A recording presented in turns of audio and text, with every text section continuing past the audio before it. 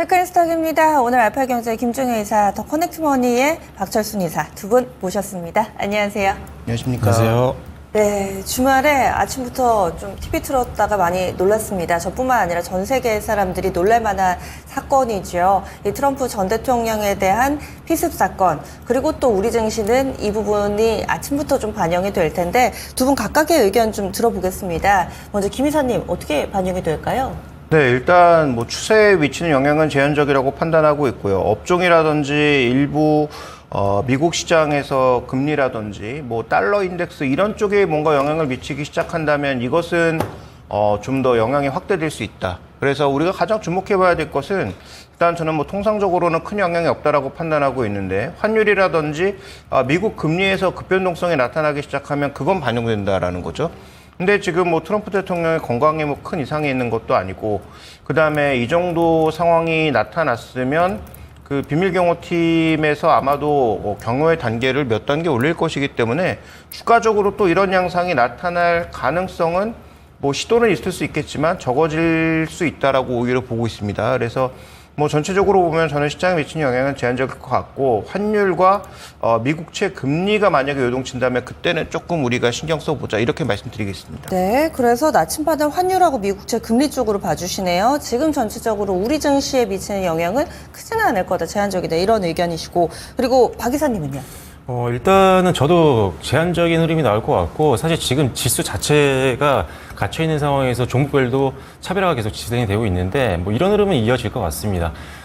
지금 사실 미국에서 이 피격 사건이 일어난 이후에 사실 시장이 열리지 않았었잖아요. 맞아요. 그러다 보니까 조금 더 우리가 알아볼 수 있는 이 정보들이 좀 빈약한 그런 상황이긴 한데, 그나마 비교를 좀 해보자면 사실 뭐 과거와 정말 예전에 있었던 피격 사건을 비교해서 지금 우리가 전략 짜는 거는 좀 의미가 없을 것 같고요.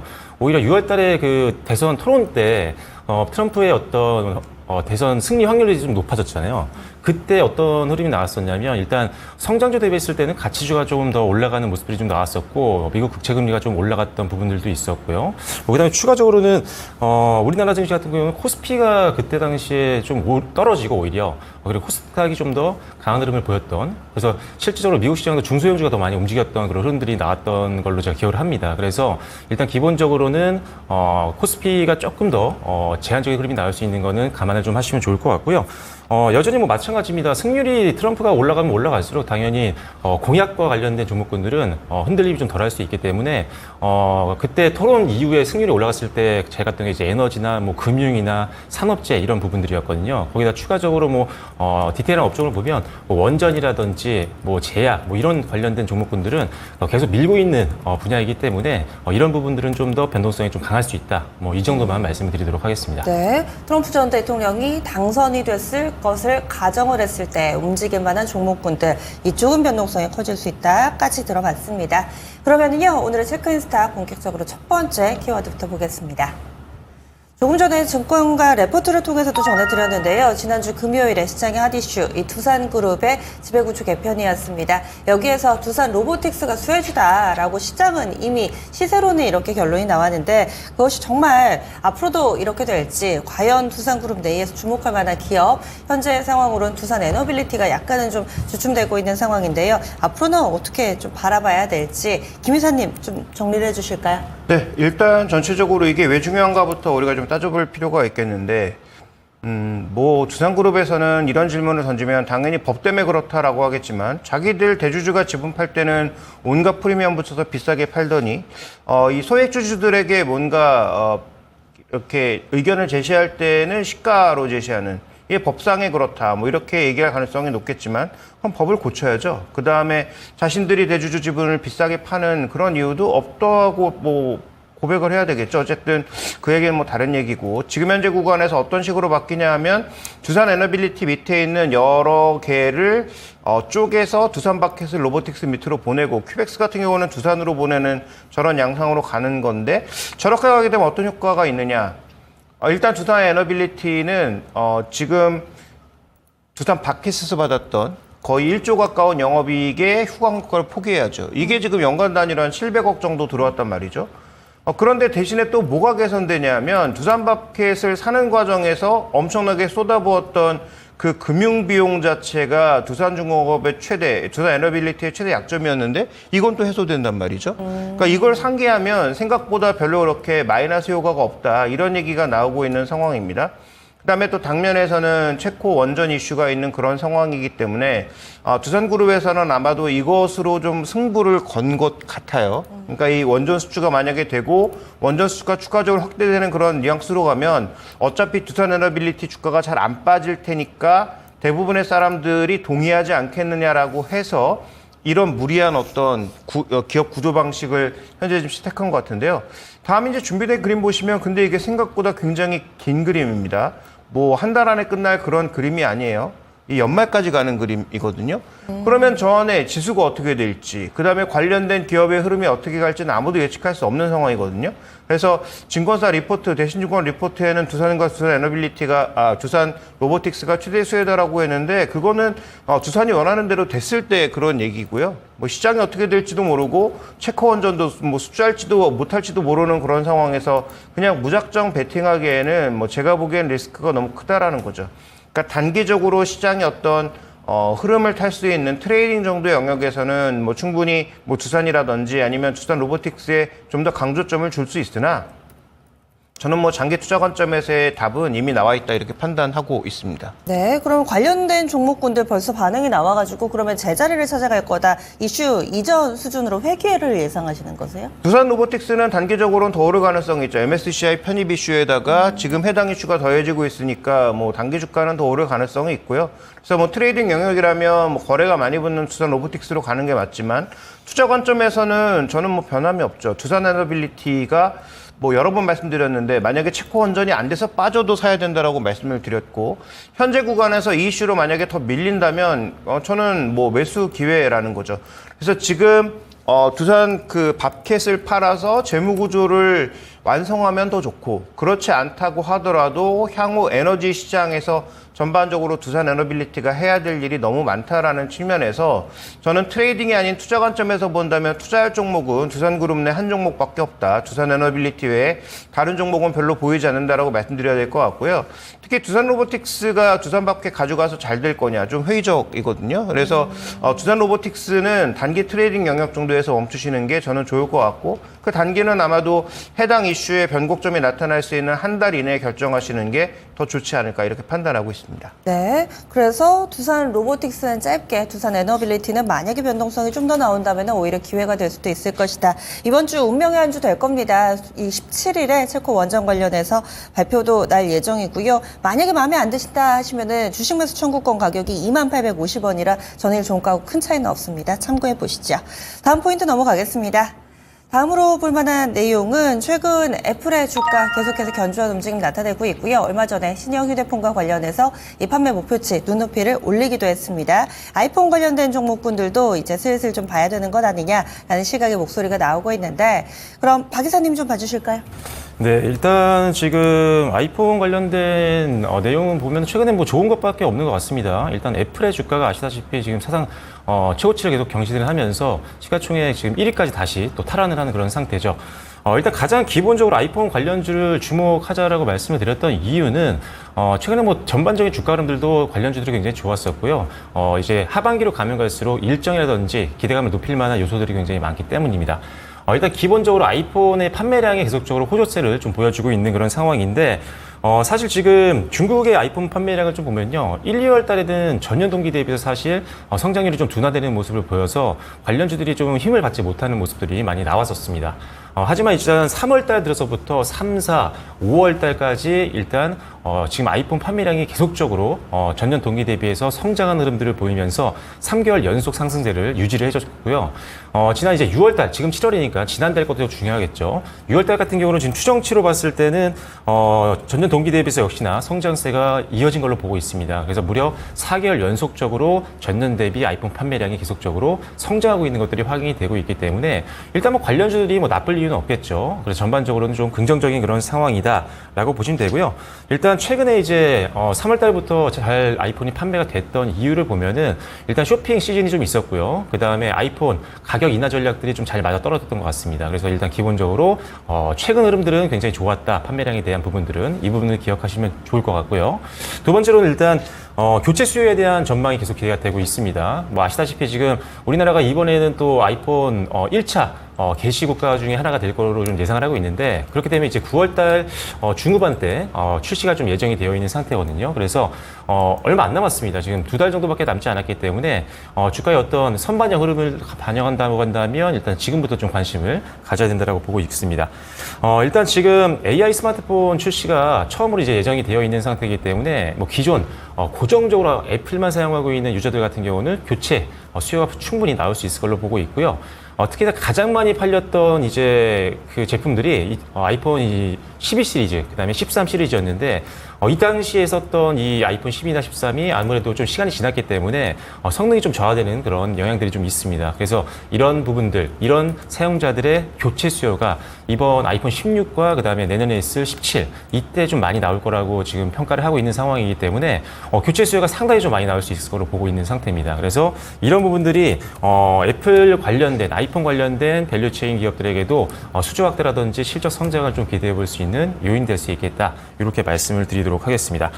자, 마지막으로는 역시나 애플 관련된 종목들 주가가 강세를 보였다라는 부분인데 준비된 자료 보시면 아시겠지만 뭐 LG 이노텍이라든지 LG 디스플레이라든지 관련된 종목군들 주가 흐름들이 상당히 최근에 좀 좋았습니다. 애플 주가와 거의 뭐 동일하게 움직여지고 있는 그런 상황이기 때문에 뭐 지금 상황에서는 물론 주가가 최근에 많이 올라서 좀 부담을 느끼시는 분들이 있지만 장기 차트로 놓고 보면 그렇게 부담되는 구간이 절대 아닙니다. 그래서 충분히 아직 과거 고점까지는 룸이 많이 열려있는 그런 상황이기 때문에 충분히 지금 추가 상승 여력이 좀 남아있다. 이런 판단. 그리고 추가적으로 실적이 지금보다 하반기 때 더 늘어날 수 있는 가능성이 높기 때문에 관련된 종목군들 계속 추적 관찰하시면서 베팅도 한번 고려해 보시면 좋을 것 같습니다. 신규 접근도 가능하다고 보세요?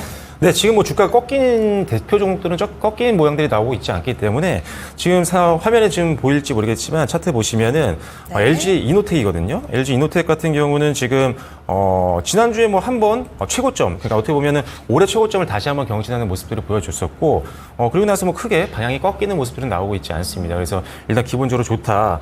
그리고 추가적으로 보면은 수급들이 전반적으로 굉장히 좋습니다.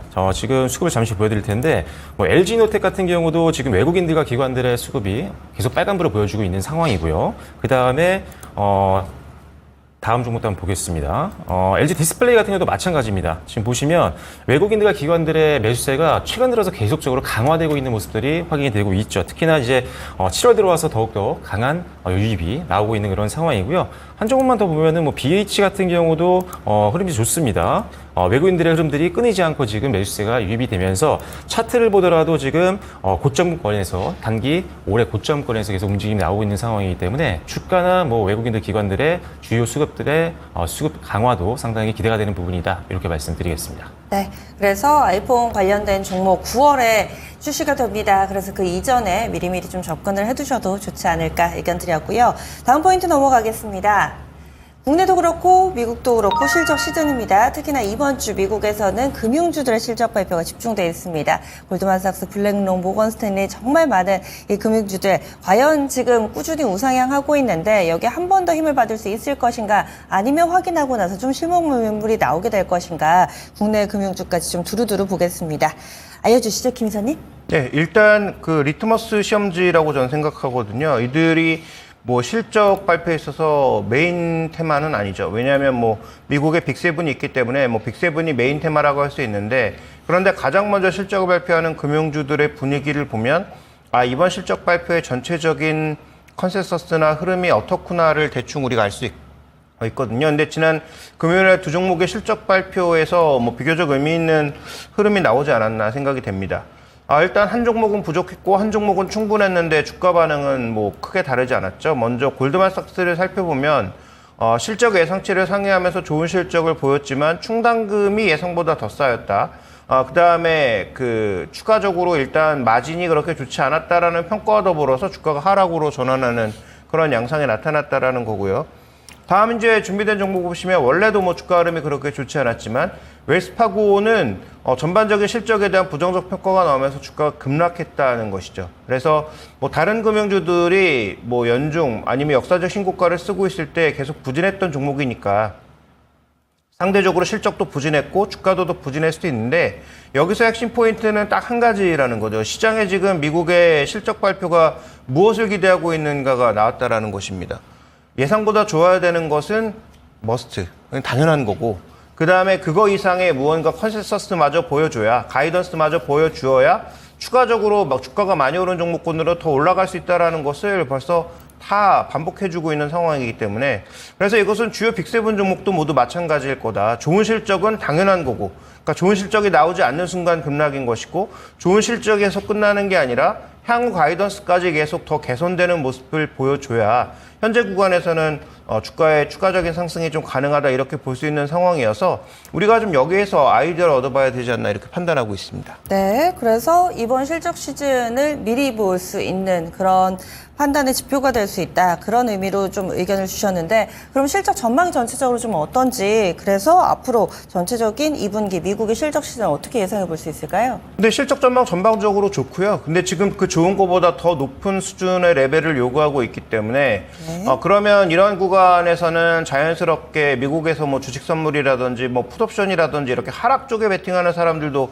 당연히 늘어날 수밖에 없다라고 볼 수가 있겠고 그러면 실적 발표를 중심으로 해서 개별 종목의 변동성 여전히 확대되는 구간이고요. 그러면 대응 전략상 우리는 어떤 대응 전략으로 가야 되느냐? 우리도 밸류가 너무 높은 종목으로 집중하면 안 된다. 지금 현재 구간에서 금리가 낮아질 거니까 금리를 내릴 거니까 뭐 성장주로 가자 일견 맞는 얘기지만 그 성장주 중에서 주가가 너무 많이 오른 종목도 과연 실적 발표에서 버텨낼 수 있을까는 좀 고민해 보실 필요가 있을 것 같고요.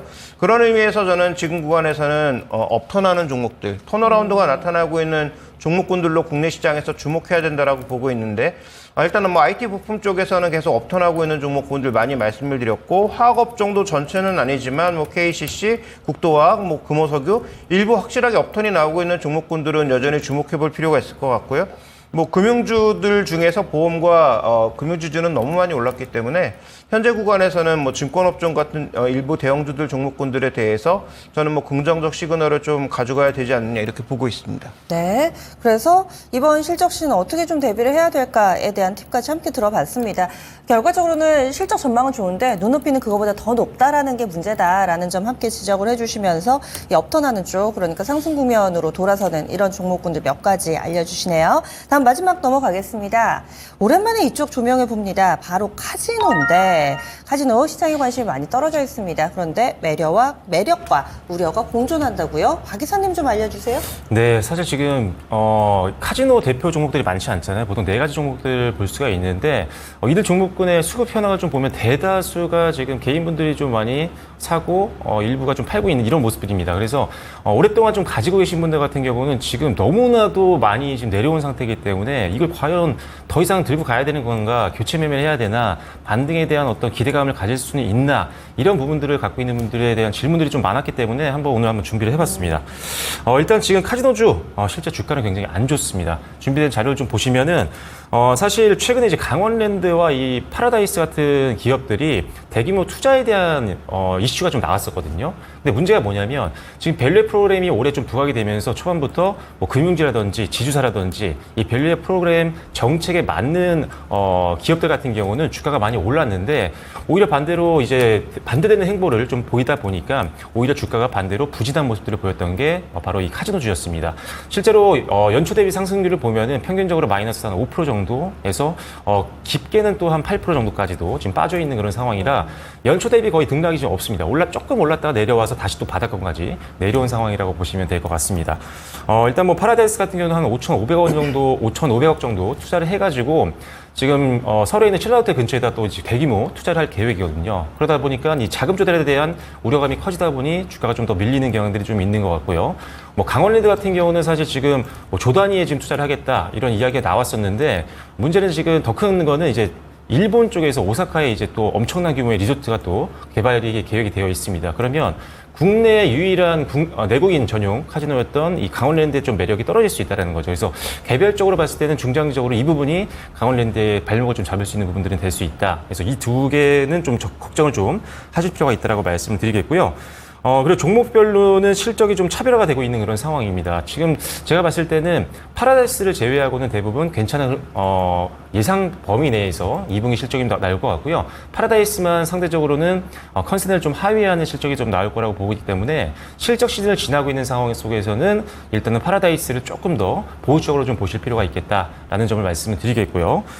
지금 GK 같은 경우는 영업이익이 역시나 컨센에 부합할 것 같습니다. 뭐 지금 드랍액이라든지 홀드율, 우리가 드랍액 같은 경우는 이제 칩을 사는 금액을 말하죠. 그래서 고객들이 얼마나 투자를 하는지 이 금액이라고 보시면 되고요. 홀드율은 이제 뭐냐면 이제 카지노의 승률을 이야기합니다. 그래서 이 두 개가 잘 나와줘야지 카지노가 수익을 더 많이 버는 구조인데 이 두 개가 일단은 뭐 GK 같은 경우는 양호했습니다. 나머지도 양호했고 반대로 이제 파라다이스가 좀 이 부분에 좀 약간 부진했어요. 그래서 실적이 조금 안 좋게 나올 수 있다는 점을 감안하시고 조금 더 보수적으로 다시 대응하시라고 말씀드리겠습니다. 네.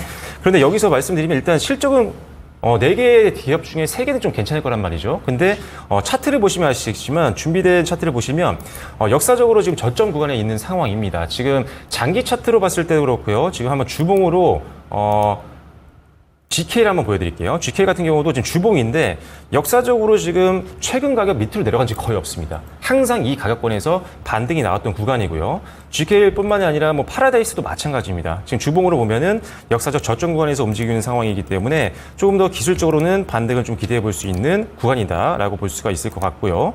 하나만 더 볼까요? 일단은 롯데관광개발 같은 경우도 역시나 저가권에서 지금 반등을 기대해 볼 수 있는 구간까지 좀 내려와 있는 상황입니다. 그래서 실적은 일단 컨센에 대부분 부합을 할 텐데 주가는 역사적인 저점 구간 그리고 실적이 그렇게 많이 떨어진 게 아니라 오히려 회복을 하고 있는 것들도 있고 관광객들 유입이 어느 정도 들어오고 있는 상황이기 때문에 실적에 대한 안정성은 어느 정도 나올 것 같습니다. 그래서 실적은 안정적인데 주가는 역사적 저점 구간에 있는 상황이기 때문에 지금 최근에 반등이 나오는 흐름들이 당분간 좀 더 지속이 될 수 있다라는 관점으로 조금 지금은 긍정적인 방향으로 좀 말씀을 드리겠습니다. 예, 알겠습니다. 우려와 매력이 공존을 하는데 매력 쪽을 좀 더 크게 봐주셨어요.